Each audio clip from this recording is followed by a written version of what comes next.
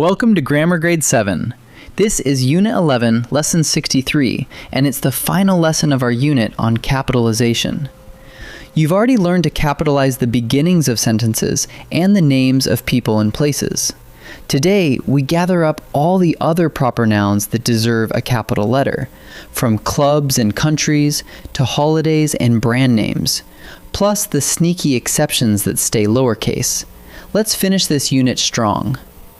Let's start with the big picture. Beyond people and places, there are 5 more families of proper nouns to capitalize. First, organizations, clubs, and businesses. Second, nationalities, languages, and religions. Third, the days, months, and holidays on the calendar. Fourth, historical events and periods. And fifth, brand names. One idea ties them all together. A specific name earns a capital. We'll also spot the exceptions that stay lowercase. Let's start with the largest family, organizations. That word covers clubs, teams, businesses, and institutions, any specific group that has its own name. Say you join the Maple Street Book Club. Because that is the particular name of one group, every important word in the name is capitalized. Maple, Street, Book, and Club. That's what makes it a specific name. If you only said you joined a book club with no name, it would stay lowercase. But give the group a real name and the capitals appear. Next, 3 that go together: nationalities, languages, and religions. A nationality, a word for the people of a country, is capitalized, like Mexican or Egyptian. A language is capitalized too, like Japanese or Portuguese. And the name of a religion is capitalized, like Hinduism or Islam. Peoples, languages, and faiths all take a capital letter, no matter where they land in the sentence. Now to the calendar, where one exception loves to trip people up. Capitalize the days of the week, like Tuesday, the months of the year, like October, and every holiday, like Halloween. But the 4 seasons stay lowercase. Spring, summer, fall, and winter are just ordinary common nouns, so they get no capital. Picture 2 columns. On the left, the names from your calendar, each capitalized. On the right, the seasons, each lowercase. The calendar's names go up, the seasons stay down. History has its own proper nouns. Big, named events take capitals, like the Gold Rush and the Great Depression. So do long, named periods, like the Ice Age and the Middle Ages. Notice these are not just any old days. They are specific, one-of-a-kind chapters of history with names of their own. Whenever you point to a particular slice of history by name, lift that first letter to a capital. Here's one you meet every single day: brand names. A brand name is the special name a company gives its product, so it earns a capital. But watch the twist. The ordinary word right after the brand does not. Look at Fizzy Pop Cola. Fizzy Pop is the brand, so it's capitalized, while cola is just a common noun telling you what it is, so it stays lowercase. The pattern repeats everywhere. Cloud9 mattress, capital on the brand, lowercase on the product. Capitalize the name, not the thing it sells. Here's an exception worth memorizing. Ordinary school subjects are common nouns, so they stay lowercase: math, science, and history. But there are 2 exceptions.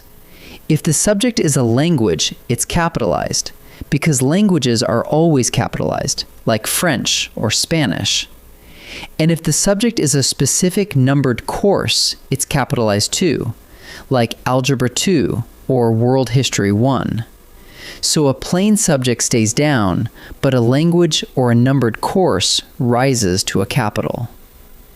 Let's fold everything into one quick check. Ask, is this a specific group, business, or brand? If so, capital. Is it a nationality, a language, or a religion? Capital. Is it a day, a month, a holiday, or a named era in history? Capital. But is it a season or a plain school subject? Then keep it lowercase. In short, specific names rise to a capital while everyday words stay down. Let's practice. Time to practice. In this first set, I'll show you a line, and you find the words that must be capitalized. Pause the video and decide before I reveal each answer. Our scouts joined the Red Cross this winter. Which words need a capital? The Red Cross is the name of a specific organization, so both words must be capitalized. Winter is just a season, so it stays lowercase. And scouts is an ordinary common noun. So the answer is Red Cross. She is learning Japanese in history class. Which word needs a capital? Japanese is a language, and languages are always capitalized. History is a plain school subject, so it stays lowercase. And class is a common noun, so the answer is Japanese. He bought new Fizzy Pop soda today. Which words need a capital? Fizzy Pop is a brand name, so it's capitalized. But soda is just the common noun for the product, so it stays lowercase. So the answer is Fizzy Pop. Nicely done. In this second set, read each choice carefully and pick the version that is capitalized correctly. Pause and choose before I answer. Choose the correct brand and product. Remember, you capitalize the brand name, but not the ordinary product word after it. So Honey Crunch takes capitals, while cereal stays lowercase. That points to Honey Crunch cereal.